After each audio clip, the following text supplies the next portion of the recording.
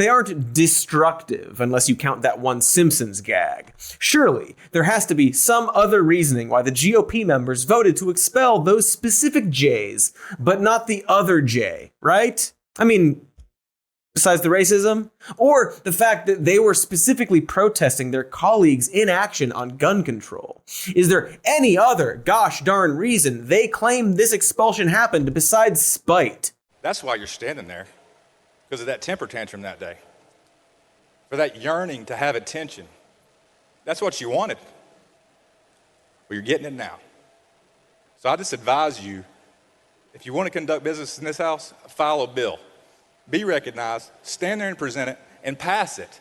All you gotta do is pass a bill. You see? All he had to do is pass a bill about gun control. In Tennessee, in a House that's over 70% Republican and plans to do absolutely nothing about gun violence. It's that simple, folks. And being a part of this protest is apparently just a temper tantrum for attention. You know, because good protests are the ones that get zero attention. Call me Wacky Balls McBeef, but this idea that change should exclusively come from within the system only works if that system also works.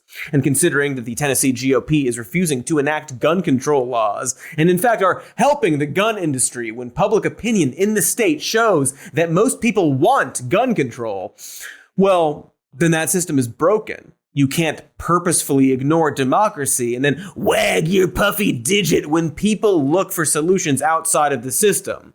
And that's assuming that protesting is outside the system, which I would argue is not the case. So it really seems like they have purposefully created an impossible situation and are now punishing and talking down to these people for not simply giving in, something that isn't lost on these expelled lawmakers.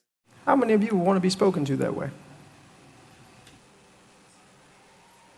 We're not talking about politics. We're not talking about even gun violence. How many of you would want to be spoken to that way? The reason that I believe the sponsor of this legislation, of this resolution, spoke that way is because he's comfortable doing it. Because there's a decorum that allows it. Pearson is right. It really seems like the Tennessee GOP are using this superficial idea of etiquette as a bludgeon, and it is superficial. After all, there's nothing polite about ignoring gun violence, even if you do it while speaking in a calm voice. And this act of hiding behind decorum gets even more obvious when you see this next clip. Let's talk about expulsion. For years, one of your colleagues who was an admitted child molester sat in this chamber. No expulsion. One member sits in this chamber who was found guilty of domestic violence. No expulsion. We had a former speaker sit in this chamber who is now under federal investigation. No expulsion. We have a member still under federal investigation. No expulsion. We had a member pee in another member's chair in this chamber. No expulsion. Right. It's hard to think this is about being polite and following proper decorum when they didn't care about Captain Piss Chair and Mr. Molester, titles that can accurately describe real events involving Republican Tennessee lawmakers. So it just feels like plain old bullshit, as does most finger wagging from the GOP when it comes to these conversations about politeness. So this specific event is a pretty good microcosm of what we'll be talking about in this video. Luckily for Jones and Pearson, they were both ultimately reappointed. But this isn't the only incident wherein those in power try to shame protesters for not doing things the right way. Hey, be more humble when asking not to be deported to a country you didn't grow up in. So rude. Don't heckle Ann Coulter when she's speaking at your college that might have been paid for with your tuition dollars. Don't take a knee during the national anthem, Colin Kaepernick. The only time it's appropriate to take a knee is to run down the clock to finish the game.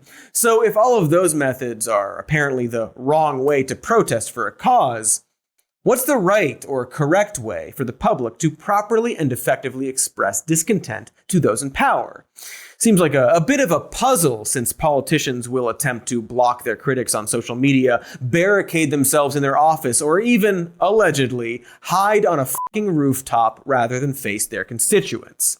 Other politicians want to limit the reach of the press that could help get answers or a response because they're afraid of possible confrontation and potential messages that they don't like. Hell, President Joe Biden doesn't address the press much either, which is weird because old people usually love being on the news. But those are bigger, sleepier fish. They tell us to think globally, act locally for stuff like government change or saving the planet or starting a cult.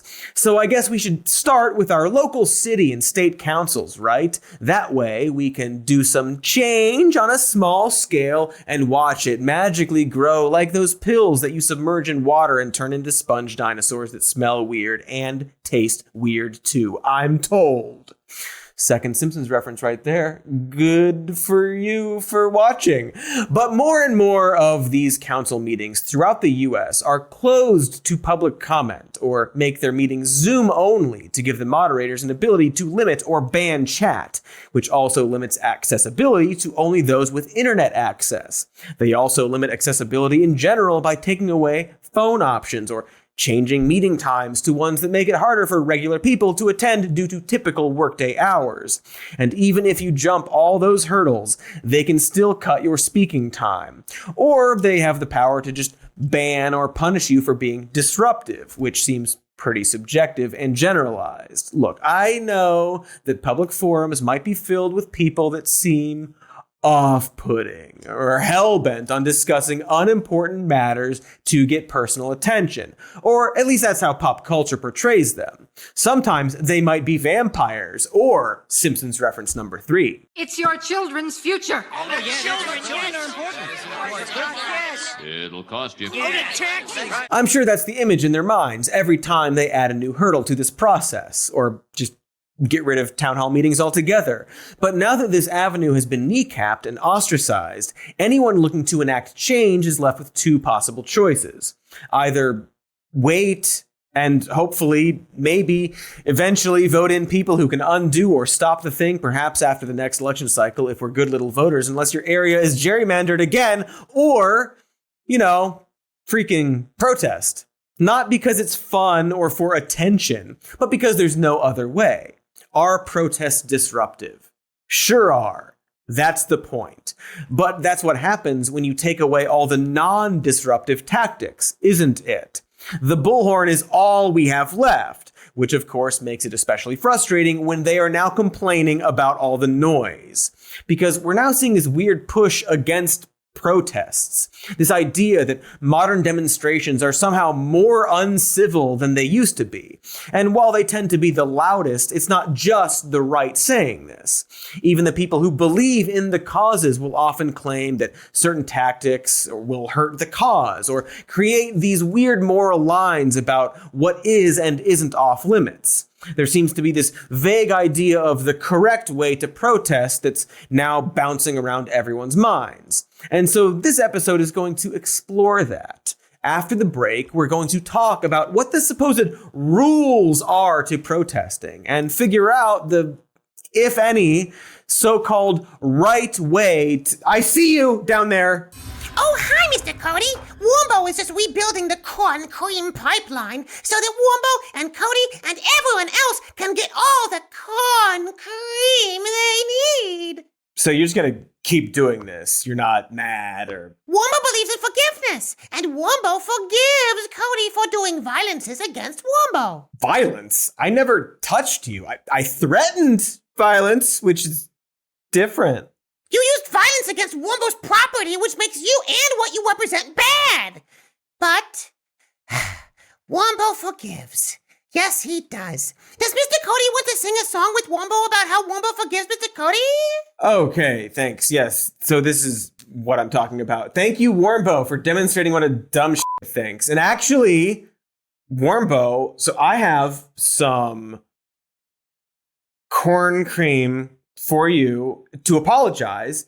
And so maybe you should go get it. It's outside. So go outside and lock the door behind you when you leave because Cody gets scared. Okay. Wombo trusts Mr. Cody and forgives him. Wombo will be right back. Boy, he is so simple.